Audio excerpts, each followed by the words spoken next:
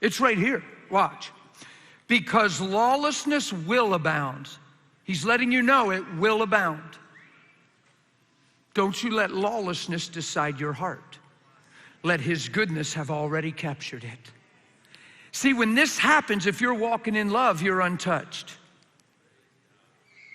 If you're a Christian for your sake, when this happens, you'll be wondering why God's letting it happen, and what did I do wrong, and what door did I open, and why do you let him treat me that way if you love me?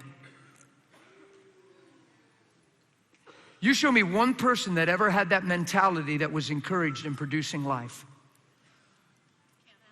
It won't happen.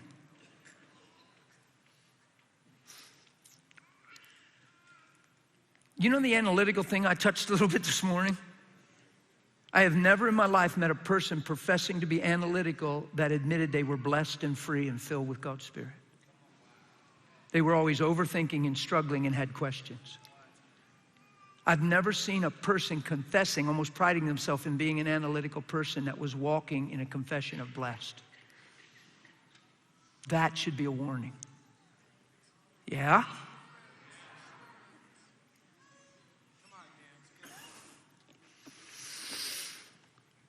Because lawlessness will abound, watch. The love of, here we go, will what? Now that's fascinating, because that's telling you that people were walking in love. They had a revelation of love. But they got their eyes on lawlessness, and it began to overshadow and outweigh the love that they had become. Are you with me? It doesn't say they never knew love in the first place, so they were sitting ducks. It said the love they knew went cold because they didn't take earnest heed of the things they heard. And they got their eyes on what was wrong, and they missed what was made right. And they failed to see that they were created to be a response in the situation, not a recipient of the situation. So they took on the situation instead of shine into it. Are you with me? Watch. Lawlessness is going to abound, and the love of many will grow cold.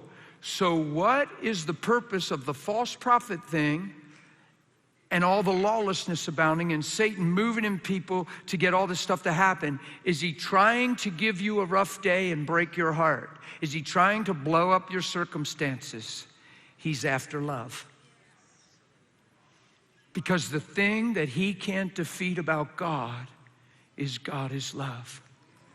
And you and I, before we knew God, didn't deserve anything from God, and he gave us his son and his kingdom. You can't beat a God like that. There's nothing you can do to stop him except get the people to not believe it's true and receive it. Are you with me? But he who endures to the end. Now, I know people read this and freak out and they think, well, why aren't we even making it to heaven? And it's always about, are we going to heaven? No, you want to make it till the end, write a legacy, and bear fruit that remains. You're going to endure to the end and be saved. The word saved there means healed, delivered, protected, preserved, made whole, and kept safe and sound. Yeah? So what do you say we maintain love? I got a vision in my bedroom in about 1999, 2000. It was probably before 2000. I was in my bedroom interceding and praying. I was probably a pastor. It was probably 98, 99. It doesn't really matter. It was way back there. Yeah. I was in my bedroom and I was praying and I was interceding and just praying, being with Jesus. And I had a vision.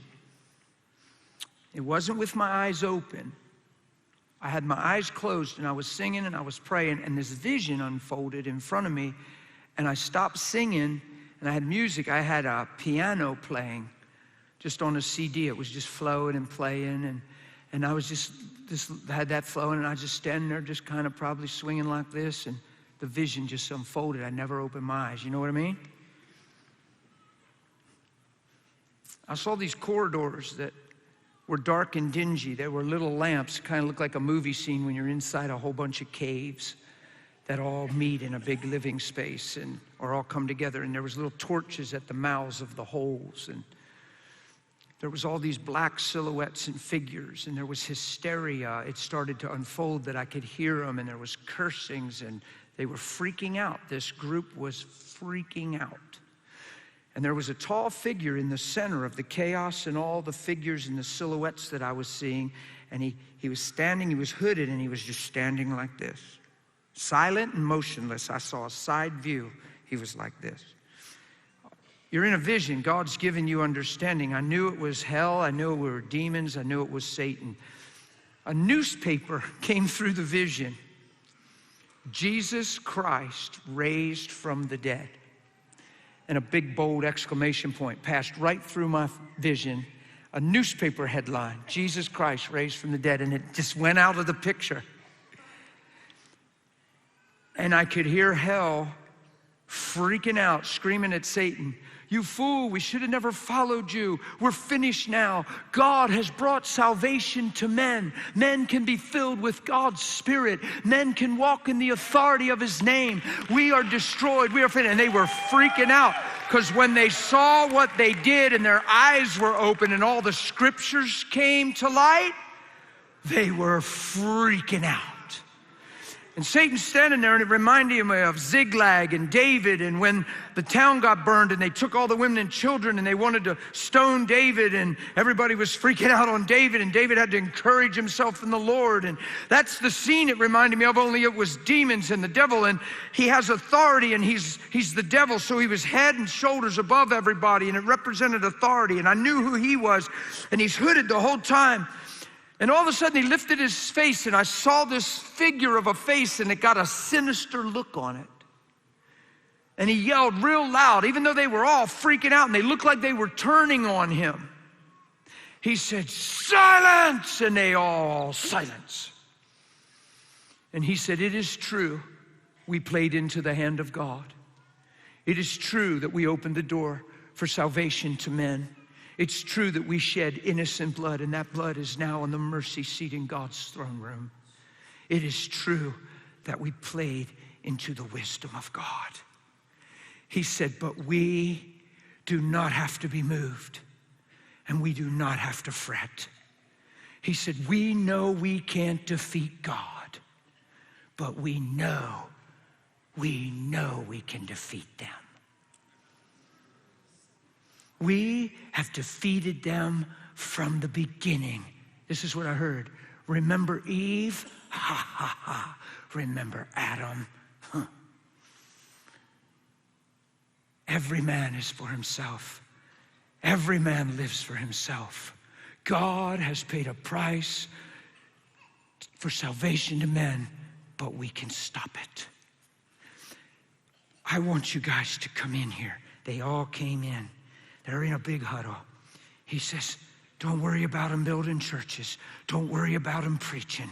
Don't worry about them praying. Don't worry about their gatherings. Let them gather. Just keep their hearts far from who He is. Keep them hurt. Keep them frustrated. Get them to compete. Make them argue over their beliefs. Do whatever you can to keep what He paid for becoming real to them. Keep men stuck within men and keep them the same. But let them do what they do toward God, but make sure they're hurt inside, frustrated inside, and unforgiveness inside." Come on, guys. We know men. We know them from the beginning. Every man is for himself. We can do this, guys. And by the year, whatever I heard, by the year, whatever what it was, 2098, 99, it'll be no big deal. It'll be an Easter story, but there'll be no apparent change on the earth, even though God crucified His own Son. And I'm standing there bawling in this vision, thinking, how much has this come to pass? When you look at all the arguments in the church, all the division, all the stuff that has happened since that time. And he huddled them in and he said, we can do this. And it was like a rally before a basketball team or football team. They get somebody in the middle and get everybody fired up. And then they all run out in the field. That's what he was doing. And he said, we can do it, guys, to the four corners of the earth. Keep them blind. Keep them deceived. Make it all about them. Let their ministries be about what they're doing. Let's let them do it in the name of the Lord, but it's all about them. Keep it. And he was shouting all this stuff. He said, we can do it. And they're like, yeah. And they broke and everything went out the holes, out the caves. And Satan was standing there all by himself, still in that position, shaking his head. And I opened my eyes. And I cried for a very long time. And I asked God for mercy, and I asked God for wisdom. Here's why I told you that vision, I believe. Because I don't know, it just got big in my heart. He's succeeded in that vision in many ways. When you hear somebody tell you a story like that, you have to make sure that he's not succeeding that vision in your life. When he says every man loves himself, you have to make sure he's wrong where you're concerned. When he says people don't love God, they need God, you have to make sure, no matter how much he's right, you have to make sure he's wrong where you're concerned. Are you with me? God has done the greatest thing that could be done. And there is innocent blood on the mercy seat of heaven crying out mercy upon men. His blood is speaking better things. So let's go after the better things. Amen? Amen.